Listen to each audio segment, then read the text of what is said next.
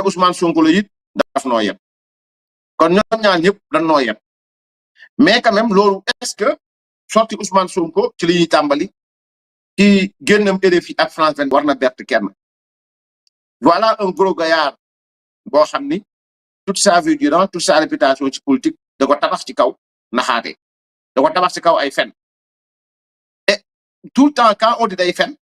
ñi ànd ak moom dañuy commencer saaga fekk na ñoom seen bopp xam nañ ni seen leader fenkat la c'est-à-dire que non seulement il est irresponsable il assume son irresponsabilité mais quand même hypocrite la mais c'est un bon menteur xam nga li ngeen ko gis tey mu def RFI ak France 24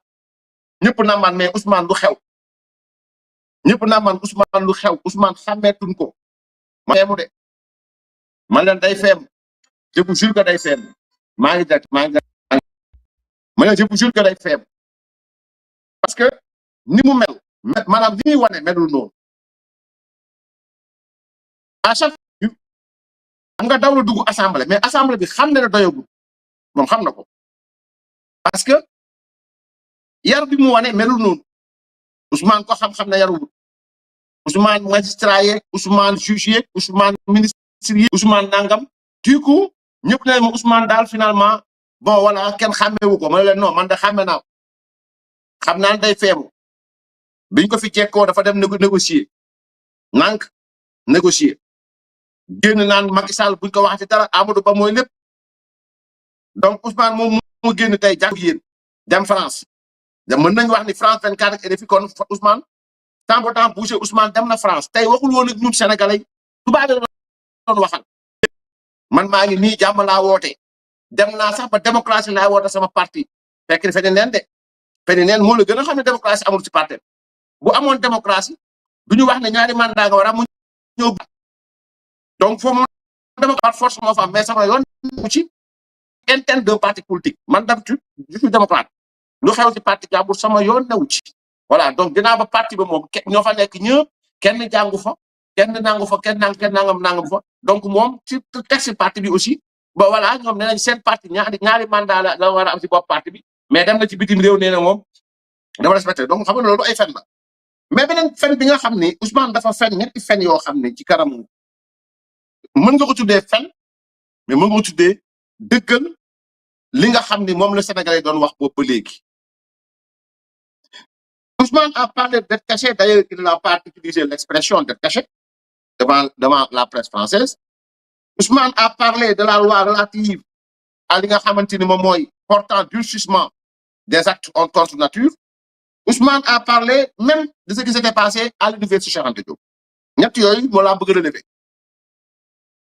bu ñu jiitalee li xewoon Cheikh Anta Diop Ousmane nee na au fait Ousmane mi taxawoon jàkkaarloo Macky Sall mu ne Macky Sall mooy donneur d'ordre Jean-Baptiste Tine général Moussa Fall Antoine Diome Bokar Seydou Yàgg ce qui comme bavure bu fekkee bavure am na ci terrain bi ñoom la le même Ousmane moo tourné waat tey jàkkaarloo tubaab bu ne leen effectivement moo joxe ordre ñu dugg ci franchise universitaire bi effectivement mu ne da doon jéem a fexe nu ñu sauvegarder li nga xam ni mooy ay les biens yi nga xam moo nekk ci biir université bi triste pour Ousmane Sonko sérieusement Ousmane Sonko képp waroon wax loolu ba mu des moom moo tax ma tuddee ko stripteaseur de la République c'est-à-dire le stripteaseur il est de la nature des stripteaseurs d'être nu c'est-à-dire stripteaseur chaque fois bu yéegee ci kaw bant ba téye ko il est nu ou elle est nue donc le stripteaseur de la République ñëwati na ak ay feemam Ousmane mi taal université ak ay wëyu Cheikh Anta Diop bibliothèque tàkk fa maanaam léeg-léeg leen tàkk fa ngeen taal tribunaux yi taal nangam même Ousmane moom moo toog tey nee na moom loolu la doon jéem a sauvegarder benn ñaar bi mooy nee na moom tel ou tel agent li muy def moom loolu du responsabilité kon moo tax ma ne en même temps il se dédie mais en même temps aussi il était en train de laver à grande eau son excellence président Macky Sall waaye ñeneen ñi nga xamante ni maa ngi ciy ñëw léegi mu duggee ci biirum det café bi donc il a lavé d'un coup à grande eau Antoine Diome général Moussa Fall Macky Sall Jean-Baptiste Tine sax d'une manière ou d'une autre parce que ñooñu newuñu ci terrain yi tel ou tel agent ce qu'il faisait est-ce que loolu général Moussa Fall da koy contrôler tel ou tel agent li muy def est-ce que Antoine Diome est-ce que Bokar Seydou Diagne est-ce que nangam le même Ousmane revient aujourd'hui nous dire que donc voilà moom tel ou tel agent li muy def yoonam new ci kon donc yéen Pastef war ngeen mën a xam ni li téye seen enquête yi ci martyrs yi mooy lam leen doon fen ci jamonoy opposition les donneurs d'ordre tey ba mu ñëwee toog xam na ni donc voilà du étant premier ministre wala étant ministre de l'intérieur Bamba Cissé wala état nangam sangam du li agent def sur le terrain loolu intéressé wu ko moo tax ma ne étudiants yi la mort de votre camarade Abdoulaye Ba on mettra beaucoup de temps pour nu mu tudd sax pour mbir mi mën a leer donc loolu mooy par rapport ak li nga xam ne moom mooy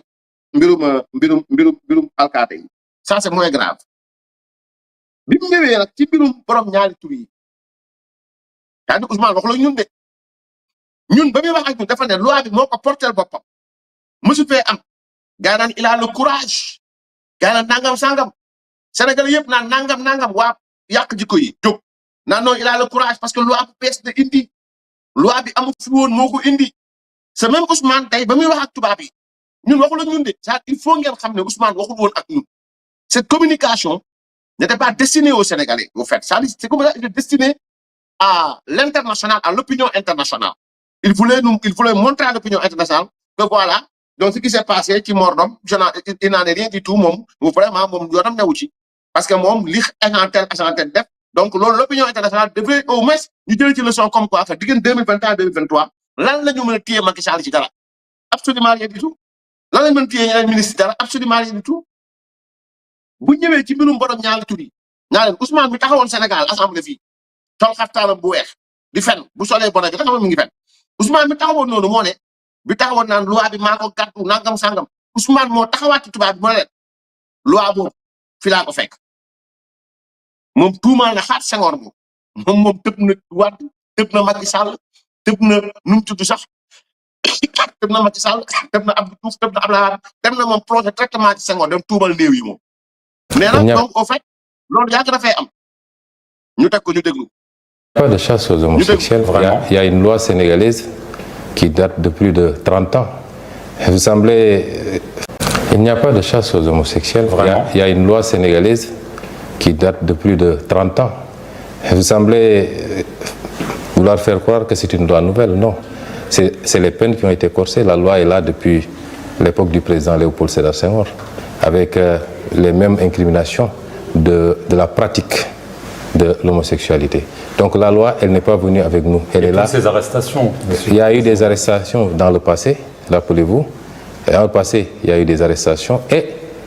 les arrestations ont démarré avant le vote du durcissement des peines pour l'homosexualité, rappelez-vous. Et c'est parti de deux choses. Le phénomène, la pratique de l'homosexualité associée à la transmission volontaire du VIH. La presse occidentale semble vouloir occulter ce deuxième aspect qui est extrêmement important, la transmission volontaire du VIH. Donc, le Sénégal est un pays souverain. Il n'a pas à se justifier des lois qu'il prend, ni devant l'Occident, ni devant personne. La France a pris des lois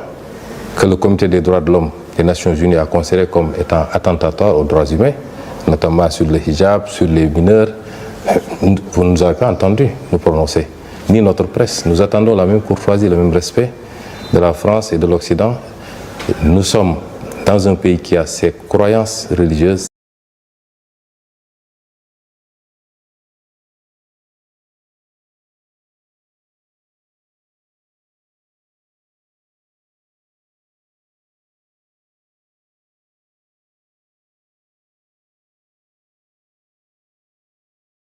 ok ça va ok donc damay ñëw ci vidéo bi di tax ma bàyyi ba vidéo bi jeex parce que man bëgguma di dagg su may wax ak nit damay bàyyi li mu wax yëpp ba mu jeex ñaari mu wax yëpp ci laay ñëw ma expliquer leen kan mooy réellement Ousmane Sonko c'est-à-dire que Ousmane mi toogoon ne Macky Sall dafa am agenda borom ñaari tur yi ñi fi nekkoon musuñu koo xeex moom moo ñëw xeex loi bi moo ne loi bi fi laa ko fekk daani tamit fi laa ko fekk lan laa def dama yokk peine yi kese la def kon criminalisé wul amul fitu génne ko foofu criminalisé wul amul fitu wax leneen dafa ne moom loi bi fi la ko fekk depuis jamonoy Senghor ba léegi benn ñaareel bi mooy nee na arrestation yàgg naa am effectivement il a raison arrestation ba muy am c'est-à-dire que différemment jamonoy TikTok am na fi ay journaliste ak ay nit yoo xam ne fii en pagaille ñoom balaa ñuy falu ay nit a ngi toog rëbës ndax birum borom ñaar tur yi ñoom bi ñu faloo ay nit a ngi toog rëbës borom ñaar tur yi donc loi bi tamit ay juge yàgg nañ ci daan ay nit ci borom ñaar tur yi seulement le problème mooy xanaa tey nag benn waa passé du fi dugg naa man da ngay fen parce que leader la ko wax seen leader moo ne Senghor daan na jàpp seen leader moo ne Diouf daan na jàpp seen leader moo ne Wade daan na jàpp seen leader moo ne Macky daan na jàpp seen leader moo ne loi bi laa Senghor la Abdou Diouf dindiwu ko Abdoulaye Wade dindiwu ko Macky Sall dindiwu ko moom daal nee na loi bi daal fi la ko fekk daan yi fi la ko fekk waaye li mu def mooy yokku ñaata at ngay tëdd rek mu teg ci ne tubaab yi yéen bàyyiwu leen xel ni arrestation yi sax tàmbali na laata loi bi dugg kon loi bi ak arrestation yi du benn mu ne li ngeen war a gën a xam sax mooy li ci ëpp solo mooy borom ñaar maanaam borom au-delà de borom ñaari tur mooy transmission volontaire du VIH/SIDA parce que gis nga dossier ñoom Pape Cheikh Diallo bi maa ngi koy wax chaque fois dossier bi jugewul ci nguur dossier bi bàyyeekuwul ci nguur non Mohamed Ba le son mi ngi def parce que bu ngeen defee lii man après damay faire sama fil parce que bëgguma di wax nit ñi di ma dégg nit ñi bañ ma dégg aussi bon voilà donc voilà ça Mohamed nit ñi ngi dégg normal voilà donc c'est ça ok bu ngeen defee damay faire sama fil quoi voilà donc nit ñi ngi doon jàpp nit ñi ngi doon tëj loolu dafay yàgg mais dañoo ñëw jamono joo xam ne TikTok bëri na Facebook bëri na nangam sangam bëri ay juge ñu ngi doon atti tëj ay procureur ñu ngi doon jàppaat yóbbu seulement li ma doon wax léegi far Mohamed xaw ma dagg tuuti mooy affaire bi fi mu bàyyeekoo diggante France la ak benn dénonciation foofu sur Massa diggante France ak dénonciation donc l'état n'en est rien pour rien du tout maanaam état bi toogul jékki-jékki rek ni damay dem defi chasse au nangam wala chasse à nangam non non état dafa toog jékki-jékki benn nit gis ci téléphone doomam loo xamante ni lii jaaduwul mu dem yóbbu ko ci yoon bi mu ko yóbboo ci yoon ñu exploité téléphone am fekk ci nangam ñooñu ñu fekk noonu mu fekk ci ñeneen ñooñu ñu fekk mu fekk ci ñeneen loolu moo mel ni mu mel ni traque fekk na ñoom duñ ci dara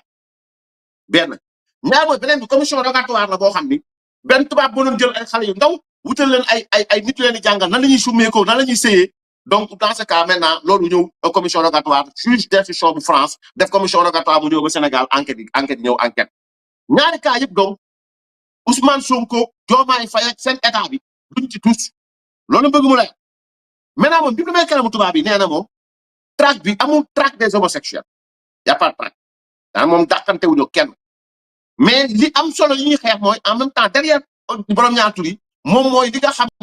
mooy transmission volontaire du VIH/SIDA leneen li mu ci teg nag mooy da ngeen am seen loi da ngeen am seen nangam da ngeen am seen nangam les mêmes propos ont été dits par Macky Sall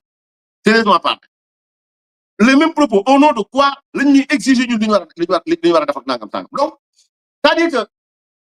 il va falloir que sénégalais yi xam ne Ousmane moomu di wax ak tubaab yi li mu bëggoon dalal xel tubaab mooy moom traqué wu fi la fekk loi bi fi la ko fekk daan fi la ko fekk moom daal yokk pen la def te au-delà sax borom ñaar tur yi li presque tubaab bi war a xam mooy wàllante feebar bi moo ëpp sax que li ñuy xeex te borom ñaar tur yi donc c'est ça il faut le comprendre sur cet aspect là donc loolu mooy ñaareel bi nga xam ni moom ci loolu la nekkoon ñetteel bi nga xam ne nag moom mooy daal di moom mooy daj dëpp mooy Ousmane nee na